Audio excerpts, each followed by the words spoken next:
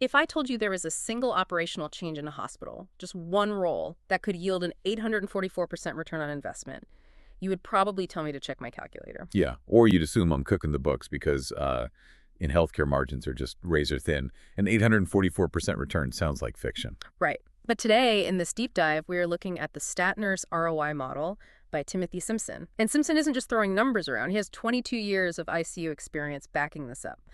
The premise is deceptively simple.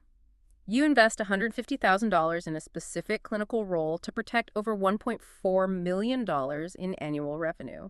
And I think that's what makes this analysis so fascinating. Moves us past that tired old debate of, quality versus finance. Yeah. Simpson is basically arguing that if you operationalize clinical support correctly, then quality actually is your best revenue protection strategy. Exactly. So let's test the math here. The investment is that $150,000 salary for the stat nurse.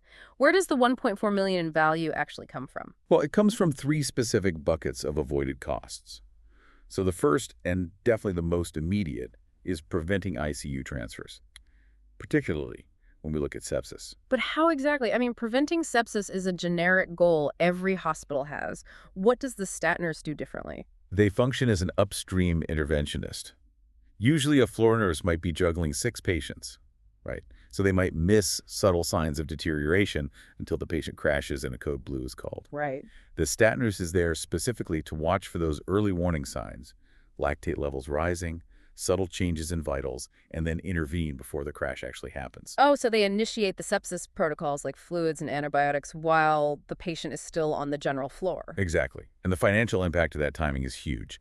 Simpson calculates that if this role prevents just 10 ICU days a month, by keeping those patients stable on the floor... Which at what, $4,300 a day? Right, at $4,300 a day, you save the hospital $43,000 monthly.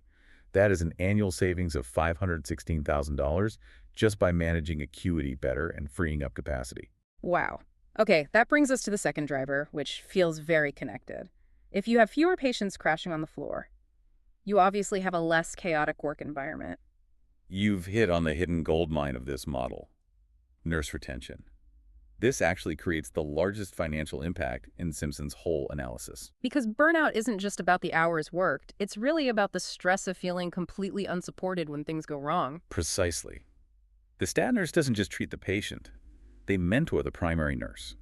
Instead of a newer nurse feeling isolated and terrified during a complex case, they have an expert right at their elbow. It turns a sink or swim moment into a supported learning opportunity. It does. And considering the cost of turnover, that support pays for itself instantly. Simpson pegs the replacement cost for a nurse at about $60,000. His model assumes that having this layer of support retains just 10 nurses a year who otherwise would have just quit. Which puts $600,000 straight back to the bottom line. I mean, that is actually worth more than the ICU savings. It is. It proves that supporting your staff is a strict financial imperative and not just some nice culture initiative. Now, there is a third layer to this model.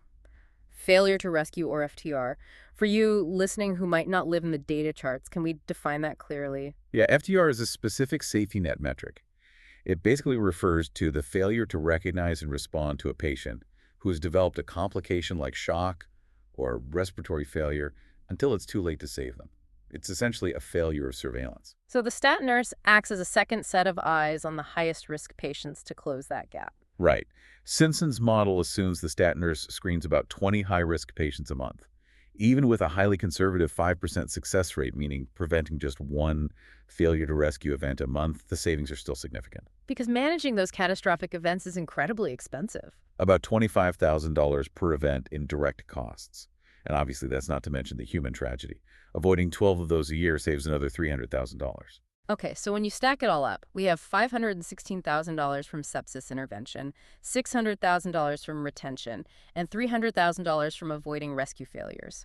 You land right at that $1.42 million figure. Against a cost of $150,000. That is how you get an 844% ROI. And Simpson is extremely clear that these are conservative estimates. He isn't assuming perfection here. He's assuming marginal improvements that compound over time. It effectively kills the argument that high-quality clinical support is too expensive. The model proves that the lack of support is what actually drains the budget. It really flips the script. You aren't spending money. You're plugging the leaks where money pours out through turnover and unnecessary escalation. So here's a thought to leave you with.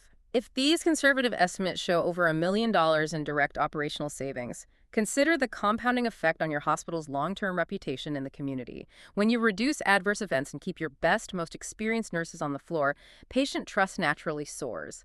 What is the actual daily opportunity cost your hospital pays in lost community trust for not having this role in place?